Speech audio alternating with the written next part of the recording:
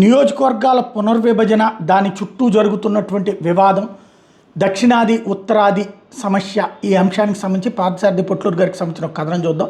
Delimitation లేదా నియోజకవర్గ పునర్విభజన పూర్వాపరాలు. దక్షిణాది రాష్ట్రాలు డీలిమిటేషన్ లేదా నియోజకవర్గ పునర్విభజనని ఎందుకు వ్యతిరేకిస్తున్నాయి? నియోజకవర్గ పునర్విభజన అంటే ఏంటి? జనాభాకు అనుగుణంగా ఆయా నియోజకవర్గం యొక్క సరిహద్దుల్లో మార్పులు చేయడం. ఒక నియోజకవర్గంలో ఎక్కువ జనాభా ఉండి పక్క నియోజకవర్గంలో జనాభా తక్కువ ఉంటే ఎక్కువ జనాభా ఉన్న సెగ్మెంట్లను పక్క సెగ్మెంట్లో కలుపుతారు. ఒకవేళ అన్ని నియోజకవర్గాల్లో జనాభా పెరిగిపోతే కొత్త నియోజకవర్గాన్ని ఏర్పాటు చేస్తారు. డీలిమిటేషన్ చేయడానికి ఒక కమిషన్ని రాష్ట్రపతి ఏర్పాటు చేస్తారు. డీలిమిటేషన్ కమిషన్ భారత ఎన్నికల సంఘంతో కలిసి పనిచేస్తుంది. డీలిమిటేషన్ కమిషన్లో పదవీ విరమణ చేసిన సుప్రీంకోర్టు న్యాయమూర్తి భారత ప్రధాన ఎన్నికల కమిషనర్తో పాటు అన్ని రాష్ట్రాల ఎన్నికల కమిషనర్లు సభ్యులుగా ఉంటారు. డీలిమిటేషన్ కమిషన్ తీసుకున్న నిర్ణయాన్ని సుప్రీంకోర్టుతో సహా ఏ కోర్టును ఛాలెంజ్ చేయడానికి వీల్లేదు. డీలిమిటేషన్ కమిషన్ ఆయా లోక్సభ నియోజకవర్గాల యొక్క జనాభాను పరిశీలించి నియోజకవర్గాల సరిహద్దులు నిర్ణయిస్తుంది. అవసరమైతే కొత్త నియోజకవర్గాలను ఏర్పాటు చేస్తుంది. డీలిమిటేషన్ అనేది రాజ్యాంగంలో పొందుపరచబడింది. ఆర్టికల్ 82 ప్రకారం ప్రతి జనాభా లెక్కల సేకరణ తర్వాత లోక్సభ నియోజకవర్గాలను పునర్విభజన చేయవచ్చు. దీనికోసం డీలిమిటేషన్ కమిషన్ నియమించాలి. ఆర్టికల్ 172 ప్రకారం రాష్ట్రాలు జనాభా లెక్కలు సేకరించిన తర్వాత డీలిమిటేషన్ కమిషన్ ఏర్పాటు చేసి అసెంబ్లీ నియోజకవర్గ పునర్విభజన చేసుకోవచ్చు. అధికారాలు ఎలా ఉంటాయి? పునర్విభజన విషయంలో కమిషన్ సభ్యులు ఏకగ్రీవంగా నిర్ణయానికి రాలేకపోతే మెజార్టీ సభ్యుల నిర్ణయం అమల్లోకి వస్తుంది. డీలిమిటేషన్ నిర్ణయం అనేది తిరుగులేనిది, కోర్టులో ఛాలెంజ్ చేసే అవకాశం ఉండదు. లేకపోతే డీలిమిటేషన్ చరిత్ర. డీలిమిటేషన్ చట్టాన్ని మొదటిసారి 1952లో అమలు చేశారు. అప్పట్లో రాష్ట్రపతి ఉత్తర్వుల ద్వారా ఎలక్షన్ కమిషన్ ఆఫ్ ఇండియా నియోజకవర్గ పునర్విభజన చేసింది. 1952, 1963, 1973, 2002లో డీలిమిటేషన్ జరిగింది. చివరిసారిగా 1976లో డీలిమిటేషన్ జరిగింది. కానీ 1971 జనాభా లెక్కల ఆధారంగా జరిగింది. ఎమర్జెన్సీ 1976లో ఇందిరా ఎమర్జెన్సీ విధించి రాజ్యాంగాన్ని సవరించి 2001 వరకు డీలిమిటేషన్ జరగకుండా చేసింది.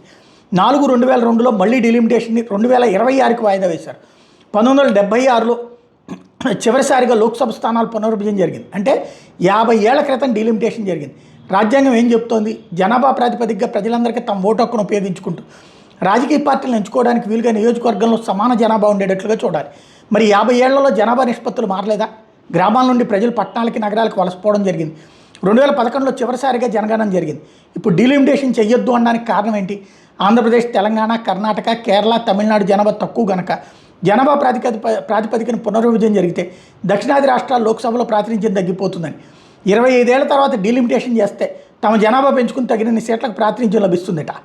ఉత్తర భారతంలో సీట్లు పెరిగి దక్షిణ భారతంలో సీట్లు తగ్గుతాయని అడ్డగోలుగా వాదన చేస్తున్నారు. ఇప్పుడు మాత్రం ఉత్తర భారతం కంటే దక్షిణ భారతంలో సీట్లు ఎక్కువ ఉన్నాయా? 1947 నుండి ఈ వ్యత్యాసం ఉంటూనే వచ్చిందిగా. 1990వ దశకం వరకు ఆర్థికంగా ఉత్తరాది రాష్ట్రాలు పై దశలో ఉన్నాయి.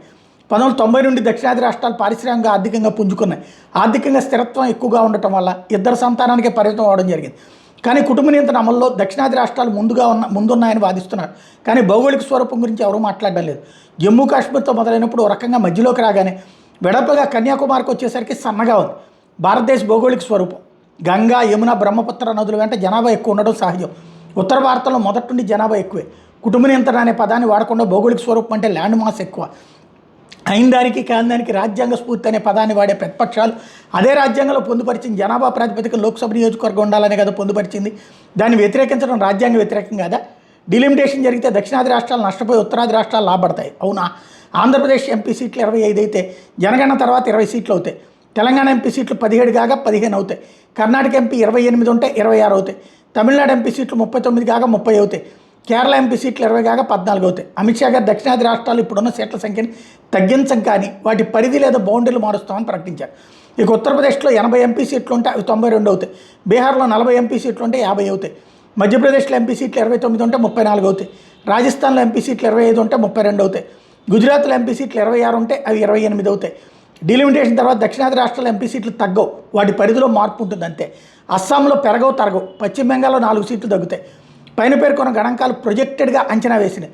జనగణన జరిగిన తర్వాత అసలు సంఖ్య తెలుస్తుంది. సదరు కుల కుటుంబ పార్టీల నేతలు భయపడేది దేనికి? ఉత్తరప్రదేశ్లో 92 లోక్సభ స్థానాలు అవుతున్నందుకు. మనకి స్వాతంత్రం వచ్చిన దగ్గర నుండి ఉత్తరప్రదేశ్లో ఏ రాజకీయ పార్టీ అయితే ఎక్కువ సీట్లు గెలుస్తుందో అదే పార్టీ కేంద్రంలో ప్రభుత్వం ఏర్పాటు చేస్తూ వస్తుంది. ఉత్తరప్రదేశ్లో ఎంపీ సీట్లు 80 నుండి 92 అవుతాయి. బీజేపీకి ప్రస్తుతం ఉన్న పట్టును చూస్తే 2029లో కూడా ఉత్తరప్రదేశ్లో ఎక్కువ స్థానాలు గెలుస్తుంది. ఉత్తరాది పెత్తనం అనేవాళ్ళు కాంగ్రెస్కి చెందిన రేవంత్ రెడ్డిని, కర్ణాటకకి చెందిన డీకే శివకుమార్ని ఎందుకు పిలిచినట్టు? రాహుల్ను, ప్రియాంకను పిలవచ్చుగా. ఇక అదే పనిగా టీవీ చర్చలు పెట్టి గగ్గోలు పెడుతున్న తెలుగు మీడియా 1975 ఎమర్జెన్సీ సమయంలో 2000 వరకు డీలిమిటేషన్ జరగకుండా అక్రమంగా రాజ్యాంగం సవరించిందని ఎందుకు మాట్లాడరు? డీలిమిటేషన్ జరిగితే నియోజకవర్గ స్వరూప స్వభావాలు మారతాయి. తమకు అనుకూలంగా ఓట్లు వేసేవారు పక్క నియోజకవర్గంలోకి వెళ్తారు. ఇప్పటివరకు ముస్లిం ఓటర్లని ఒక వ్యూహం ప్రకారం కొన్ని నియోజకవర్గాల్లో మోపు చేశారు. డీలిమిటేషన్ తర్వాత వాళ్ళు చీలిపోయి 2 నియోజకవర్గాల పరిధిలోకి వెళ్ళిపోతే అది తమ అభ్యర్థులు గెలుపు అని ప్రభావితం చేస్తాయి. అసలు దక్షిణాది రాష్ట్రాల్లో సీట్ల సంఖ్య తగ్గదు అని అమిత్ షా చెప్పినా వీళ్ళు రచ్చ చేస్తున్నారు. అంటే అది కేవలం ఉత్తరప్రదేశ్లో పెరిగే సీట్ల గురించే. ఇక ప్రత్యేక ద్రవిడ దేశం అనేది 2014లో ప్రత్యేక తెలంగాణ ఇస్తారన్నప్పటి నుండే తెలుగు తమ్ముడు మొదలుపెట్టారు. ఇప్పుడు బీజేపీతో పొత్తులో ఉన్నారు కాబట్టి మీడియా చేత చర్చలు పెట్టి రచ్చ చేస్తున్నారు.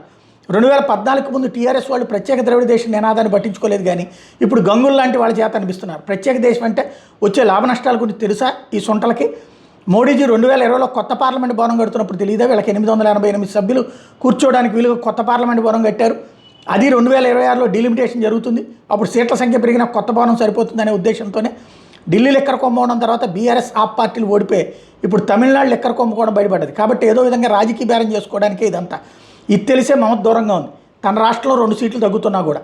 ఇక ఉత్తరప్రదేశ్ అఖిలేష్ యాదవ్ కూడా దూరంగా ఉన్నాడు. డీకే శివకుమార్ చెన్నై వచ్చాడే కానీ అన్యమనస్కంగా ఉన్నాడు. కేరళ విజయన్ ఏమీ సంతోషంగా అనిపించలేదు. అతని సమస్యలు అతనికి ఉన్నాయి.